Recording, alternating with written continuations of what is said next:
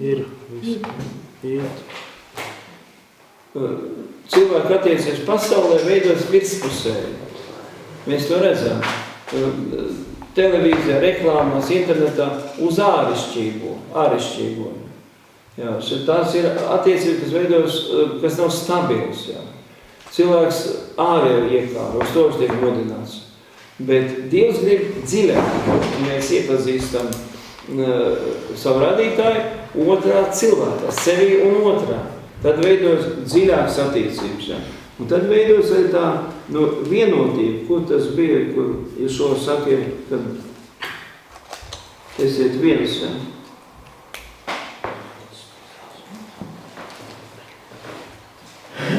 Ja. Esiet viens, lai būtu kā viens vesels. Ja, un šis līmenis jau, šis ergiešu stāvoklis, to jau devē par attiecības seju pret seju. Nav vairs tā mugurām, bet attiecības seju pret seju, kur iesaistīsim mūsu dvēseli, kas cilvēks, un pamazām vērās vaļā šis garīgais cilvēks. Ja? Gan vienā, gan otrā. Un es šim cilvēkam tagad viņam var uzticēties, jo mēs esam vienā prātā, mēs ar vienu mērķi esam ejam uz to galveno mērķi, kas ir mūžīgā. Bet pasaulē mums ir dažādi raksturi, varbūt dažādi arī dzīves uzdevumi, bet mēs esam saskaņā ar radītāju. Un mēs neesam vairs konkurenti, kur viens otru gremdē, bet mēs esam sadarbības partneri. Pāvils uz rakstu arī, kad jūs esat kā dažādi locekļi organismā, ja? Un neviens loceklis nav maznozīmīgāks, visi ir savā vietā, katrs ir savu uzdevumu. Jā, 2. Mūzus 33. nodaļa, 203. pants. Dievs saka Mūzum, tu redzēsi mani no mugurpuses, bet mans laiks tam nebūs redzams. 2. Mūzus 23. pants. Tad Dievs saka Mūzum, nostāsies uz klints, viņš ies garām, un tu redzēsi manu mugurpusi. Te, protams, ir runa arī par to, ka Dievs nekad cilvēkam tieši nevar atklāties, jo tad cilvēkam jāmirst. Ja? No mugurpusi tas nozīmē, ka tu ieraudzis mani nevis tieši, bet matērija. Tā kā, ja jūs neredzat man galvu, jūs redzat šito te daļu, ja? Tad jūs zināt, ka te iekšā ir iesaunieks. Ja?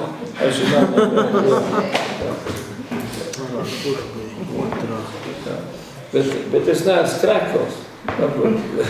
Un tā ir Dievs, ka viņš tev, kas tumšā mākonī matērijā, ja? Lai viņš būtu, lai nekaitētu cilvēkiem. Mūzum bija dota ļoti unikāla iespēja, atbilstoši viņa izredzētībai, kad Dievs viņu izredzējis, ja, ieiet iekšā šajā mākonī, kas Sinai kalnā bija parādies.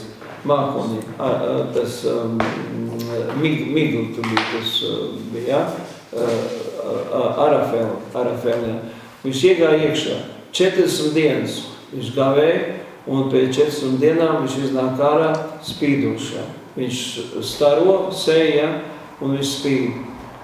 Un viņš iznāk ārā, un viņam ir iedot Tora, jo tajā mākonī faktiski viņš sastapās ar Mesiju, kurš pa sevi vēlāk jau, kad viņš bija miesā, teica, es esmu pasaules gaisma, esmu dzīves gaisma. Viņš sastapās ar Mesiju šajā Arafēl mākonī, ja, un viņš iznāk ārā.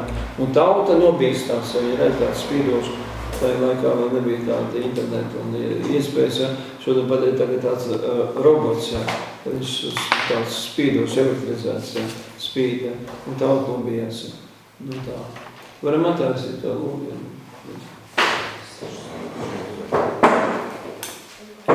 Ir attaisīt.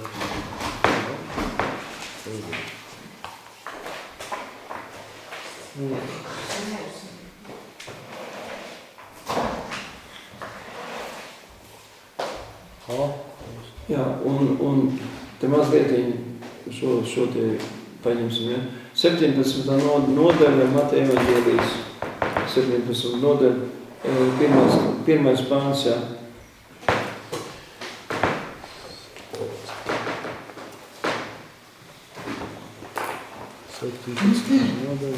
Pirmais pāns.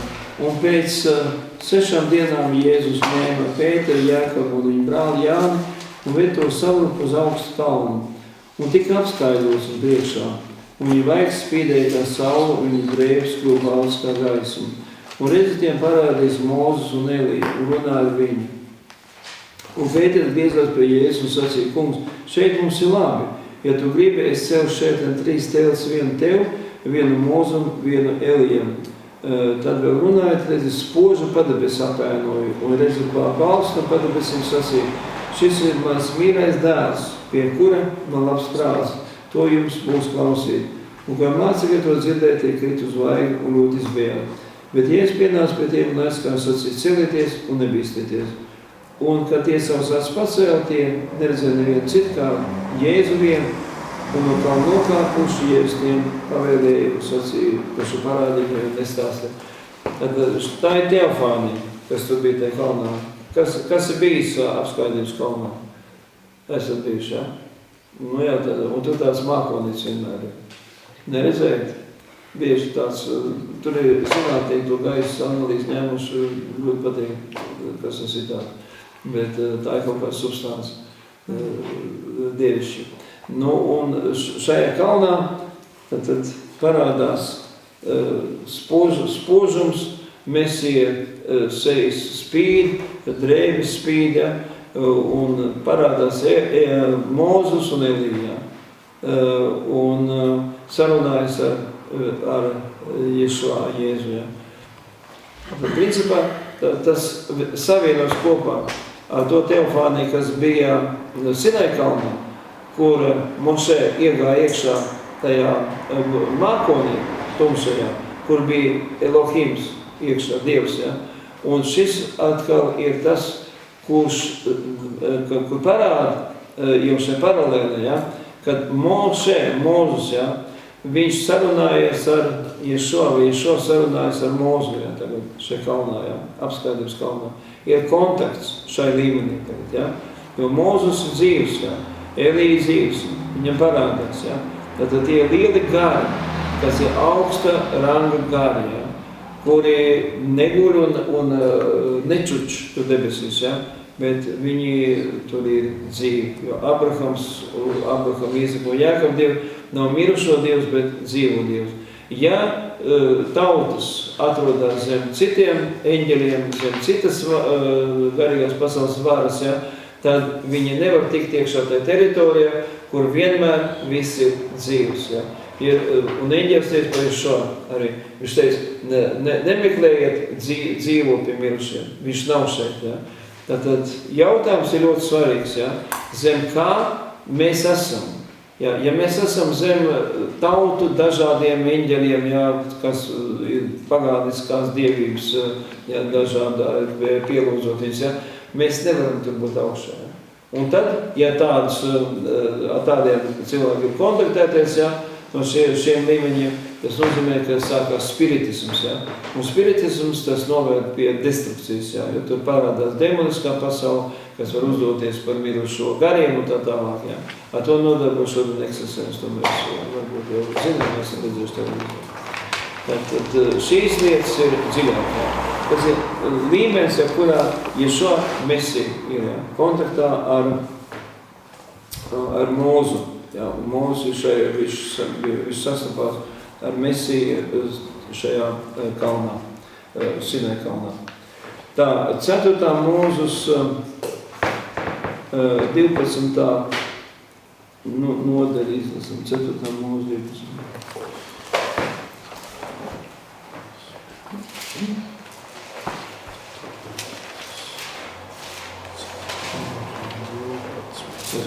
12. Tā, mēs skatāmies vairākas vietas, ja.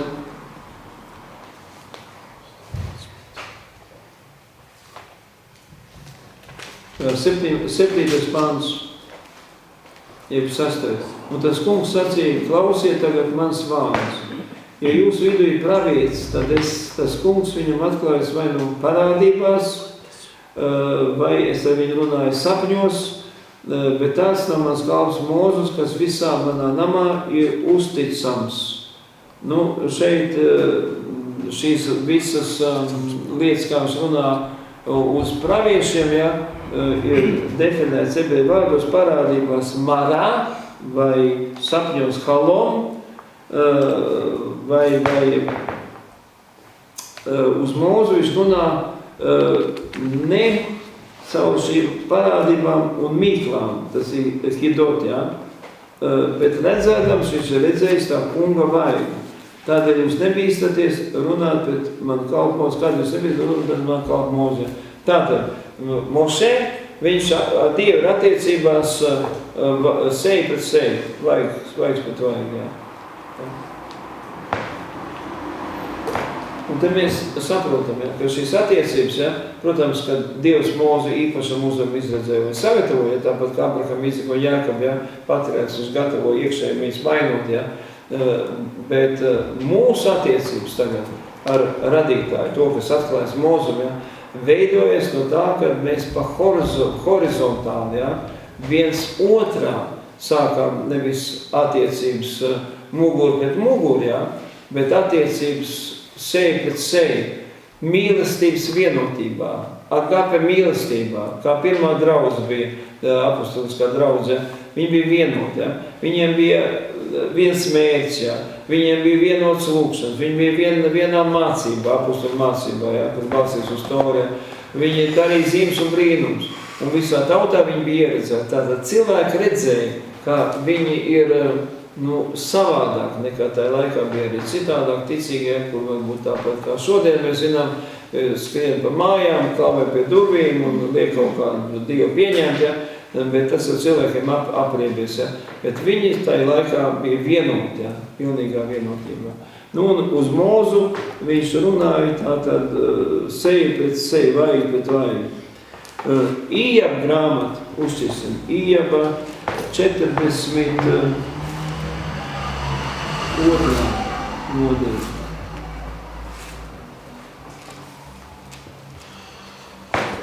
Ījaba 42. Ījaba 42, 5.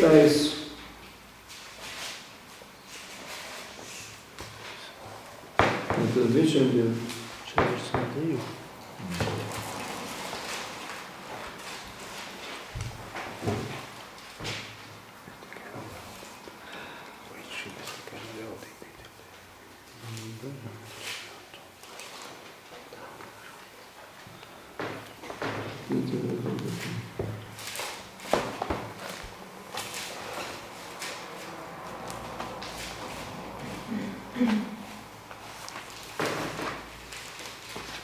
Jā, 42, 5. pants.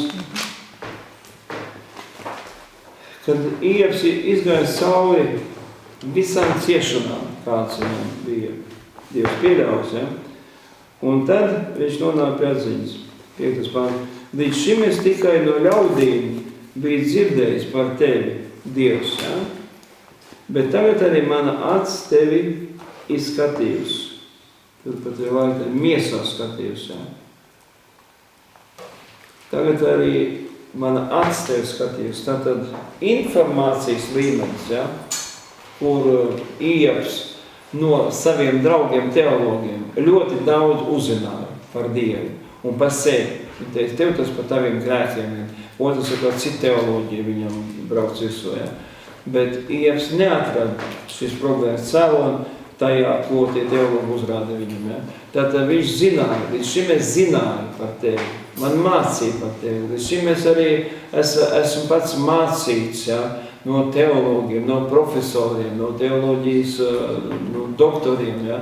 Mācīts. Es zināju, man ir zināšana, bet man bija jāiziet cauri reālām situācijām, pārbaudījumiem, lai nevis zinātu par Dievu un citiem savu zināšanas nodot tālāk, bet lai reāli sastaptos ar viņu, lai reāli atvērtos vaļā tas spēka avots tajā akas dziļumā, kas bija iekšā manī jau ielikts, ja?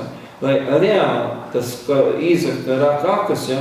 Tad lai reāli tajā akā, ko Filistīši bija aizbēruši, reālais avots, lai parādās. Tad tas dzīvais ūdens var dārā, ja? Un lai cilvēki, kas nāks pie šīs garīgās sakas, ja mēs runājam par garīgo smelt, ja? Lai viņi nepaliek izslāpuši, ja? Jo šīs slāpes tiks apmierinās no šiem dziļumiem, kur mēs smeļam šodien arī šo mācību. Tātad es biju dzirdējis informatīvais līmenis mugurā, ja? Bet mēs pārējām uz šo seju pret seju, kā Mošē bija ar Dievu vaigu skatījām. Tātad šī līmenī cilvēkiem kļūst solidāri savā starpā, ticīgiem, es runāju par ticīgiem. Ja šoties, ka pasauli jūs nepieņems, viņi jūs neuzņems, jo jūs nesat citus standarts, ja nesat, tad tie ir Dievu standarti. Ja tu viņiem runās par šiem Dievu standartiem, kaut vai nerunās, bet tu ar savu dzīvesveidu viņi skaitinās, ja? Ka tu tāds svētos un tā tālāk. Ja? Ne, tie ir Dievu standarti, ko pasauli negrib pieņemt, tāpēc, ka viņi dzīvo grēkos. Ja? Un viņi, tā kā Jānis Kristītāji, viņi izdarījās, ja, nogriezījumi galvā, šodien labprāt izdarīt ar mums. Ja mēs ejam šajā jau seju pret seju ar radītāju un godīgi esam pret cilvēkiem. Ja? Viņi redzēs, iekš mums dzīvo tas kungs. Ja? Šī līmenī ir tā solidaritāte arī mācekļu starpā, ja? Kur ir šoteic, esiet viens, ja? Esiet vienot savā starpā, ja? Vienā prātā un nevis viedokļos. Šodien ar viedokļiem manipulē. Ja? Ka mums jātolerē pret citu viedokļiem.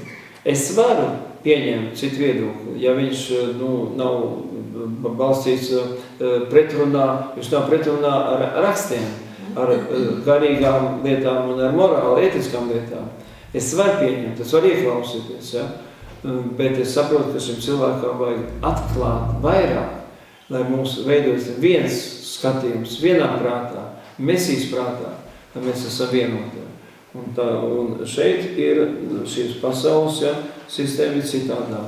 Viņi manipulē to, kas sašķir, ja, katram savs viedoklis, un tam jāsaka tolerēt grēkam, ko es nevaru darīt. Tā, un šis jautājums nav tikai mūsu personīgās, garīgās izaugsmes jautājums, bet, ja mēs gribam būt un esam Dieva aicināti, viņa kalpotāji, kalpot cilvēkiem, ja, ar to, ko mēs saņemam no savu radītāju, savu izšonu, savu pestītāju, ja, tad atceries, kā viņš Ješua testēja Pēteru, savu mācekli, apostolu. Kā viņš viņu iztestēja. Jāņa 21. nodaļā, izlasam to.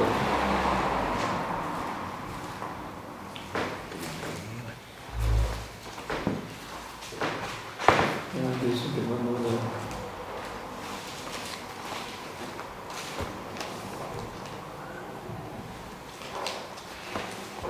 Lasam no 14. pānta. Šī bija trešā reize, kad Ješua parādīja savu mācekļiem pēc savas augšām celšanās no miruņiem. Kad viņi azaidi bija turējuši, Jēzus saka Sīmanim Pēterim, Sīman Jāņdēls, vai tu man mīli vairāk nekā šiem?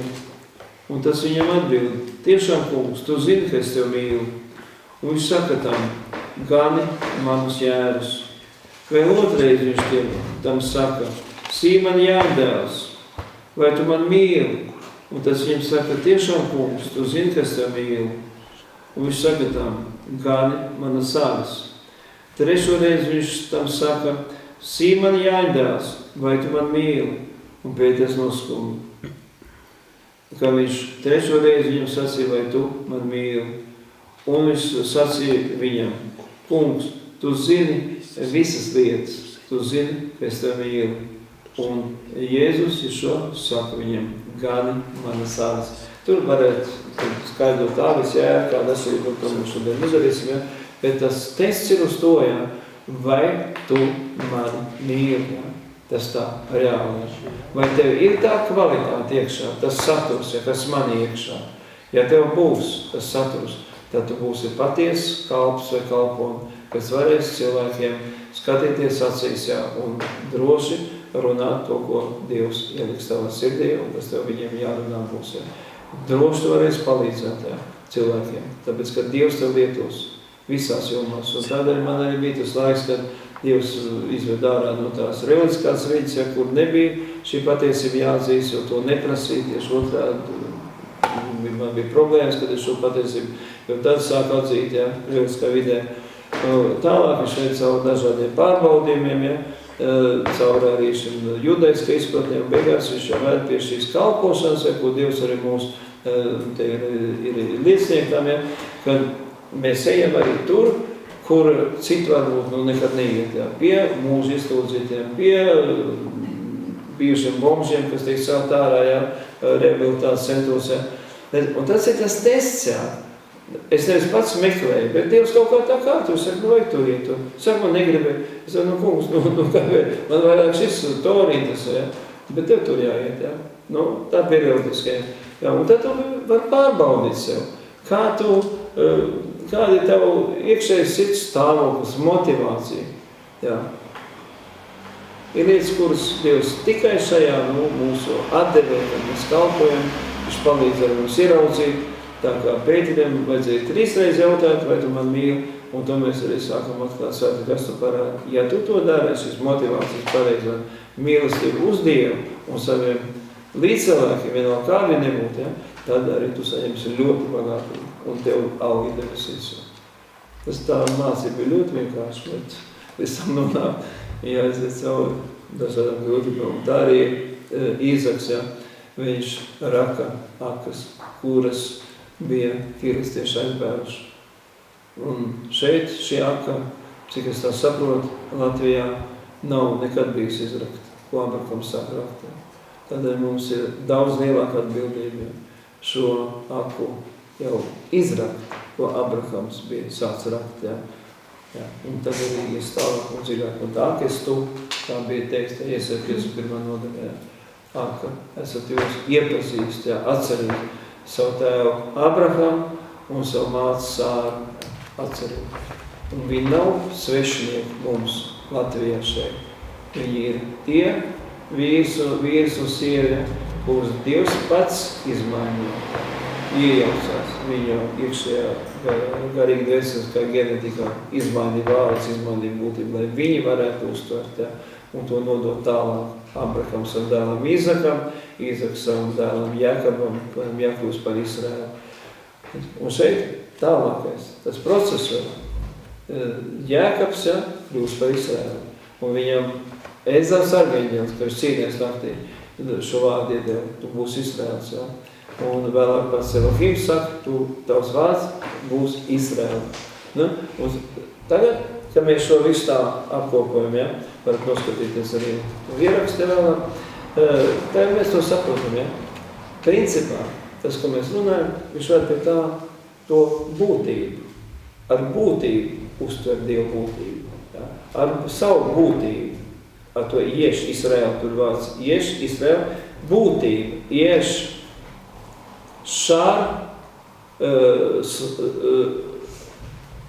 valdi, šir slavē un roēl, redz Dievu. Izraēls, vārdu Izraēls ir būtība, ieš, ja? Būtība, roēl, redz Dievu.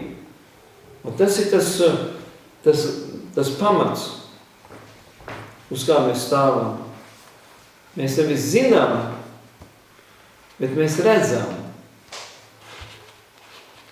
Un mēs redzam nevis abstrakciju kādu, vispārīgu Dievu, bet mēs redzam viņu otrā cilvēkā.